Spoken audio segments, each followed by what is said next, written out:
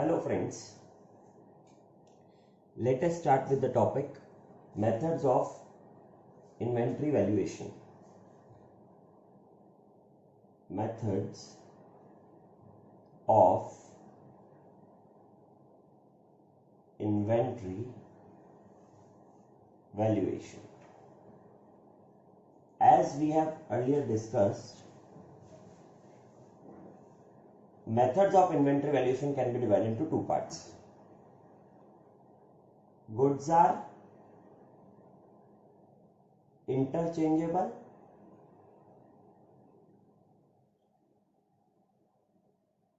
not interchangeable.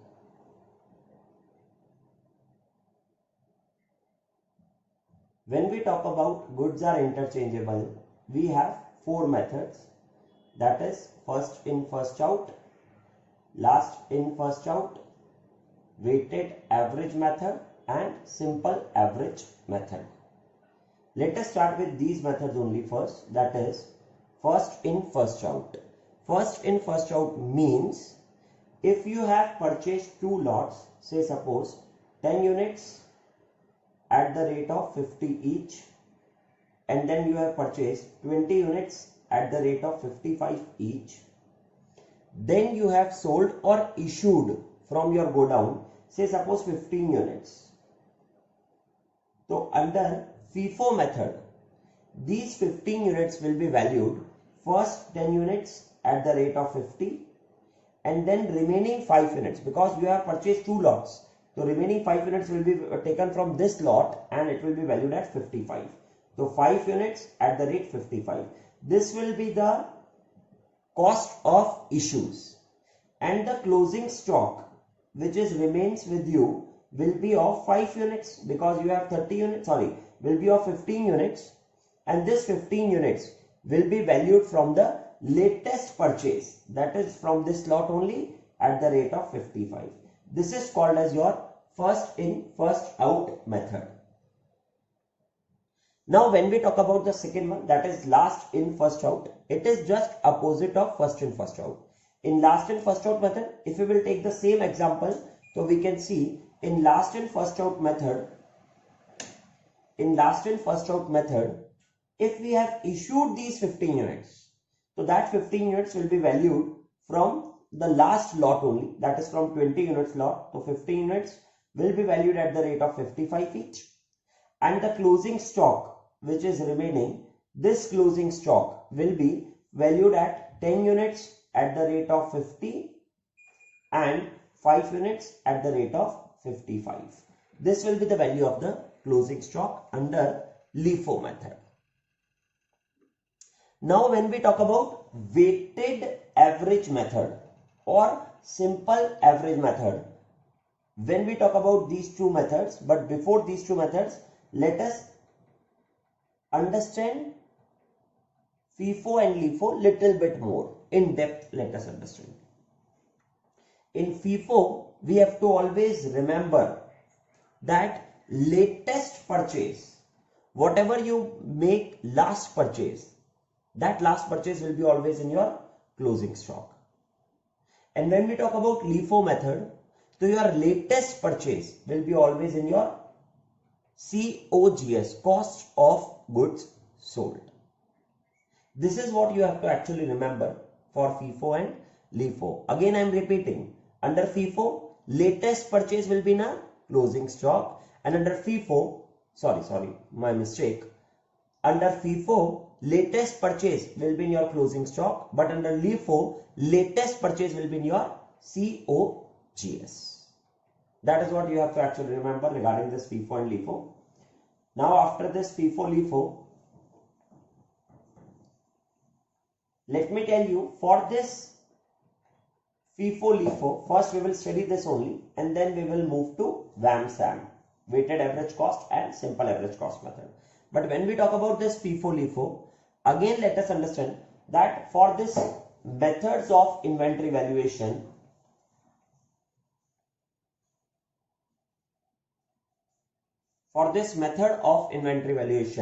storekeeper prepares one stock register.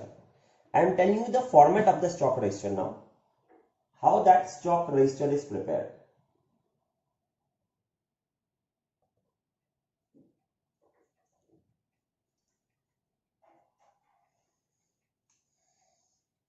Format of the stock register I am preparing now.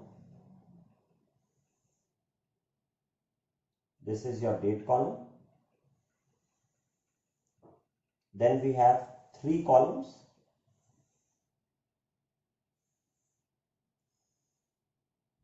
And in that 3 columns, again we divided that columns into 3 sub-columns. This is receipts. This is issues. And this is balance. In that receipts, issues and balance column, we have quantity, rate, amount, quantity, rate, amount, quantity, rate, amount. This stock register can be prepared with the help of FIFO, LIFO, weighted average cost method or simple average cost method. When we talk about FIFO, stock register is prepared with the help of FIFO, that is first in first out method. Whatever purchases you make, whatever goods comes in your godown, that will be written in the receipts column. This will be the quantity of that receipt, this will be the rate, and this will be the amount of that receipt. Whatever is going out of your godown, जो भी आपके godown से बाहर जा रहा है, that all units will be written in the issues column, that is quantity, that is rate, and that is amount. And then whatever is left in your godown will be reflected in this balance column, that is quantity, rate, and amount of that. Under FIFO, I hope you again remember that latest purchase will be always in our stock.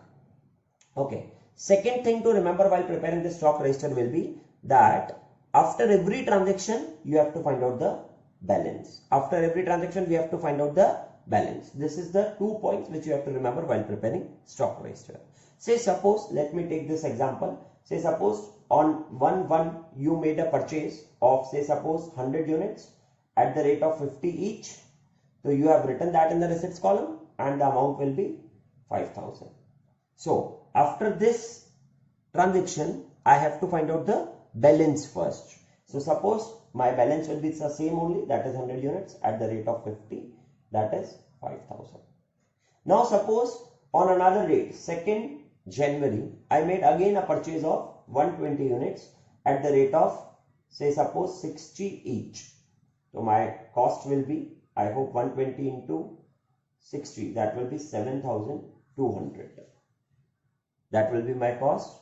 And then again I have to find the balance. Then in my balance I have to keep separate lot of purchase separately. I want to say this was the balance on 1/1. Now when I have to find the balance on 2nd one, I will first write this 100 units. 100 at the rate 50, 5,000. And then I will write this lot, that is 120 at the rate 60, that is 7,200. That is what I will do. Now after this 2nd one, suppose on 3rd of January I made an issue of say suppose 120 units. Now when I have made the issue of 120 units under this 3rd January, then this 120 units which I have to write on the issues column, that 120 units under FIFO method will be valued 100 at the rate 50, that is 5,000. And then remaining 20 units will be valued at the rate of 60, that is 1,200.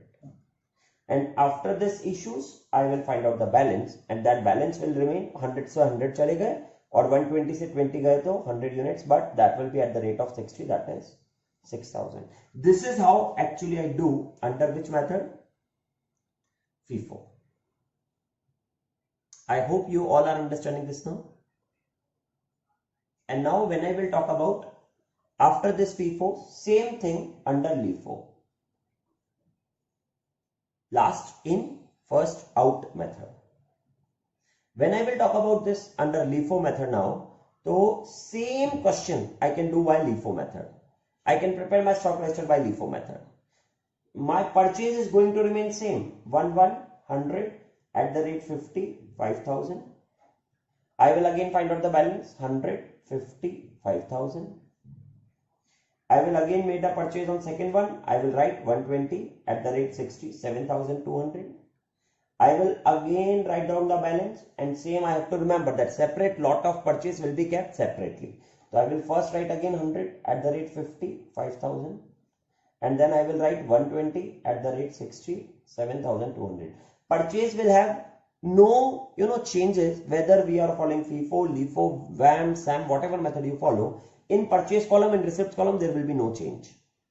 Only change will be in the rates of the issues and the rates of the closing stock which you have left in your godown. Now when I will talk about after the second one, when I will talk about on 3rd January, now I have issued 120 units. Now under LIFO method, this 120 units will be taken from this last stock only at the rate of 60, 7,200, and 100 units of first lot will remain in our stock, that is 5,000. This is how I will take down the valuation under LIFO method. I hope you all have understood this FIFO and LIFO and how to prepare the stock register under FIFO and LIFO method. Right? Now, after this, let us move to the conclusion part, which I want you all to remember. That part is this last thing which you have to remember. That is, summary of this FIFO and LIFO will be in this manner. FIFO, LIFO. Few things which you have to remember. Closing stock value, then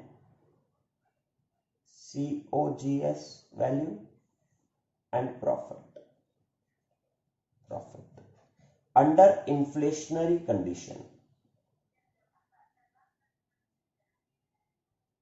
if prices are increasing, closing stock value will be high in FIFO and low in LIFO. Why this is happening?